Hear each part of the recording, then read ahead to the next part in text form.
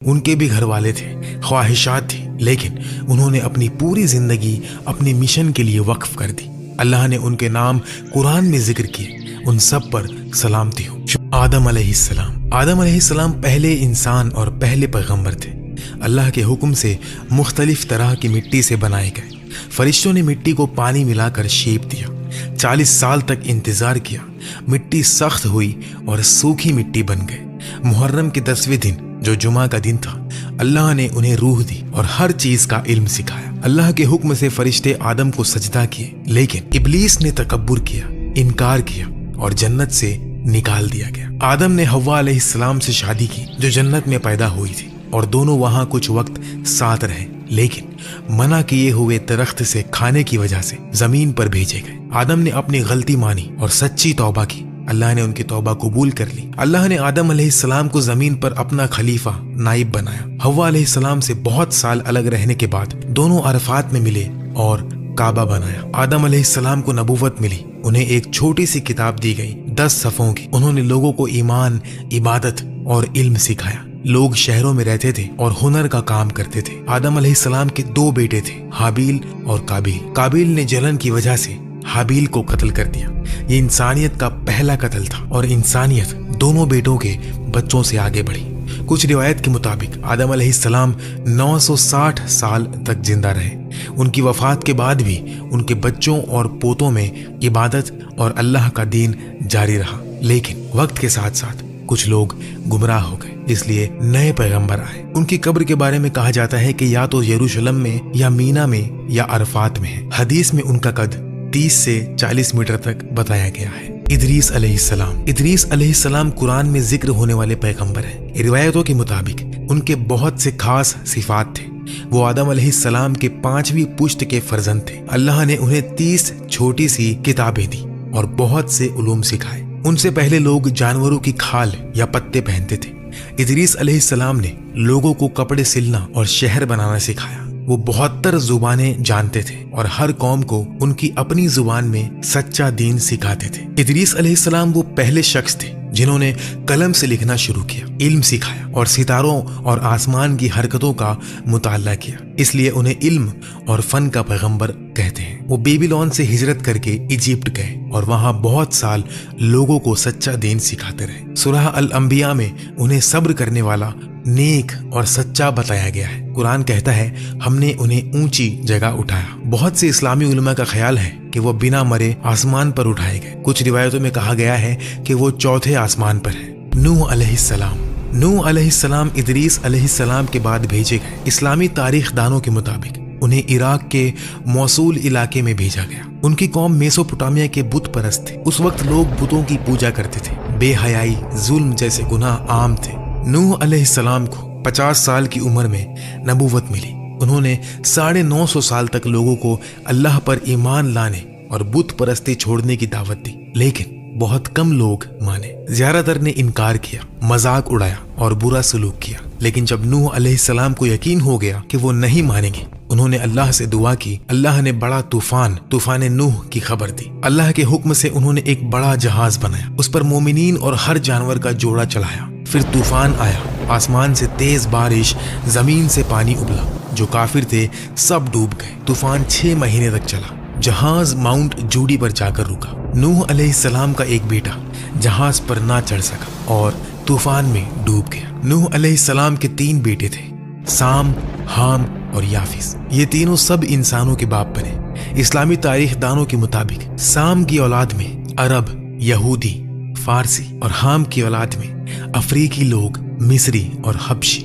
یافیس کی اولاد ترکی، یونانی، روسی، منگول، چینی، ہندوستانی اور یوروپین۔ یہ نسلیں ابن کثیر، طبری، ابن خلدون جیسے بڑے علماء کے کاموں میں لکھی ہیں۔ اس لیے نوح علیہ السلام کو دوسرا آدم کہتے ہیں۔ وہ 1000 سال تک جیے۔ قرآن میں ان کا بہت ذکر ہے اور انہیں اللہ کا شکر گزار بندہ بتایا گیا ہے۔ ہود علیہ السلام۔ ہود علیہ السلام نوح کے بیٹے سام کی اولاد میں سے تھے۔ انہیں عاد قوم کو بھیجا گیا جو یمن میں رہتی تھی۔ عاد کے لوگ تجارت سے گزارا کرتے تھے۔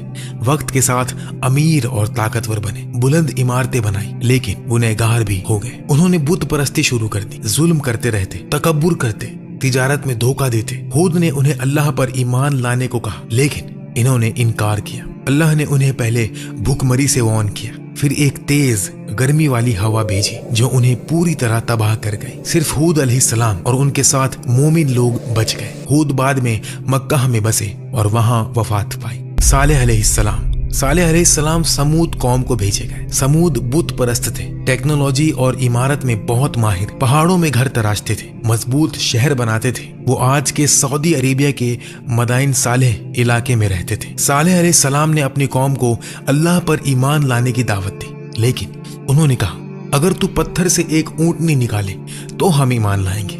सालेह अलैहिस्सलाम ने दुआ की, एक बड़ी ऊंटनी पत्थर से निकली। ये अल्लाह की निशानी थी। इसका दूध इतना था कि पूरी कौम को काफी था। लेकिन कौम के सरदारों ने कहा, इस ऊंटनी से सालेह की ताकत बढ़ेगी, लोग हमारी नहीं सुनेंगे। उन्होंने रात में ऊंटनी को कत्ल कर दिया। ये सिर्फ जानवर का कत्ल नहीं, अल्लाह की निशानी का खात्मा था। फिर 3 दिन की वार्निंग मिली। तीसरे दिन एक तेज आवाज आई और जमीन हिल गई। समूद तबाह हो गए। सिर्फ सालेह अलैहिस्सलाम और कुछ मोमिन बच गए।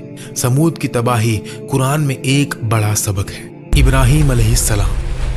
इब्राहिम अलैहिस्सलाम इस्लाम के 5 उलुल अज़्म पैगंबरों में से एक है। उन्हें कलदानी कौम को भेजा गया जो बुत परस्त थे। वो तौहीद, अल्लाह की वहदानियत के दफा करते थे। एक दिन जब कौम त्योहार मना रही थी, इब्राहिम अलैहिस्सलाम ने सब बुत तोड़ दिए सिवाय सबसे बड़े के, और कुल्हाड़ी उसके गले में लटका दी। वापस आने पर कौम ने पूछा, ये किसने किया? इब्राहिम अलैहिस्सलाम ने कहा, शायद बड़े ने किया, उससे पूछ लो अगर वो बोल सके। उन्होंने हिकमत से हरा दिया, लेकिन फिर भी कौम ने गुस्सा होकर एक बड़ी आग जलाई और इब्राहिम अलैहिस्सलाम को उसमें डाल दिया। अल्लाह के हुक्म से आग ठंडी हो गई। इब्राहिम बिल्कुल सलामत निकले। कौम ने इनकार किया। अल्लाह के हुक्म से इब्राहिम हिजरत करके सारा अलैहिस्सलाम के साथ पहले मिस्र फिर फिलिस्तीन गए। मिस्र में हाजर अलैहिस्सलाम से दूसरी शादी की। बहुत साल बाद हाजर अलैहिस्सलाम से इस्माइल पैदा हुए और सारा अलैहिस्सलाम से इसहाक अलैहिस्सलाम पैदा हुए। इस्माइल अलैहिस्सलाम से अरब और मोहम्मद सल्लल्लाहु अलैहि वसल्लम की नस्ल आई। इसहाक अलैहिस्सलाम से यहूदी और बनी इसराइल के पैगंबर आए। तो असल में यहूदी और अरब भाई हैं। इब्राहिम और इस्माइल अलैहिस्सलाम ने अल्लाह के हुक्म से काबा बनाया, हज करवाया और लोगों को सिखाया। इब्राहिम अलैहिस्सलाम को ख्वाब आया कि इस्माइल अलैहिस्सलाम को कुर्बानी करे। इस्माइल ने कहा, बाबा हुक्म पूरा करो। जब छुरी गले पर रखी गई, अल्लाह ने रोक दिया और एक जानवर भेजा। आज हम ईद उल अधा इसी वजह से मनाते हैं। इब्राहिम अलैहिस्सलाम 175 साल की उम्र में यरूशलेम में वफात पाए और वो अल्लाह के खलील हैं। लूत अलैहिस्सलाम इब्राहिम अलैहिस्सलाम के भतीजे बेबीलोन से शाम हिजरत के बाद सदोम कौम को भेजे गए। ये इलाका आज जॉर्डन और डेड सी के आसपास है। ये वाक़या नूह अलैहिस्सलाम के तूफान के कुछ सदियों बाद करीबन 2000 BC में हुआ। लूत अलैहिस्सलाम ने मौजज़ात दिखाए, साफ आसमान से बारिश करवाई, पत्थर से बात की, लेकिन कौम बुत परस्त थी और होमोसेक्सुअल एक्ट्स करती थी, जो दुनिया में पहली बार था। ये सिर्फ शख्सियत गुनाह नहीं, जबरदस्ती करते थे। लड़कों को गुलाम बनाते, रास्ते रोक कर मुसाफिरों पर हमला करते, हसीन जवानों को अपनी जायदाद समझते। कुरान में कहा गया, तुम मर्दों से करीब होते हो, रास्ते रोकते हो और मजलिसों में बेहुदा काम करते हो। लूत ने दावत दी, लेकिन कौम ने इनकार किया, धमकी दी और निकालने की बात की।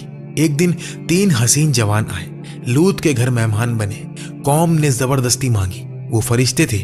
उन्होंने कहा, रात में निकल जाओ, और सुबह शहर उल्टा हो गया। आसमान से पत्थर बरसने लगे और पूरी कौम तबाह हो गई। इस्लाम में ये सजा सिर्फ होमो एक्ट्स की वजह से नहीं, बल्कि जबरदस्ती, गुलामी, ग्रुप असॉल्ट्स की वजह से थी। इस्माइल अलैहिस्सलाम, हजरत इस्माइल अलैहिस्सलाम अल्लाह के अजीम नबी हजरत इब्राहिम अलैहिस्सलाम के पहले बेटे थे। उनकी वालिदा हजरत हाजरा थी। जब वो बच्चे थे, अल्लाह ने हजरत इब्राहिम अलैहिस्सलाम को हुक्म दिया कि उन्हें और उनकी माँ को मक्का के बेआबो गया बंजर इलाके में छोड़ दो।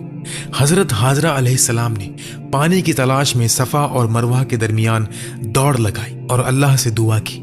अल्लाह ने उनकी दुआ कबूल की और जमजम का चश्मा उबल पड़ा। यह पानी आज तक जारी है।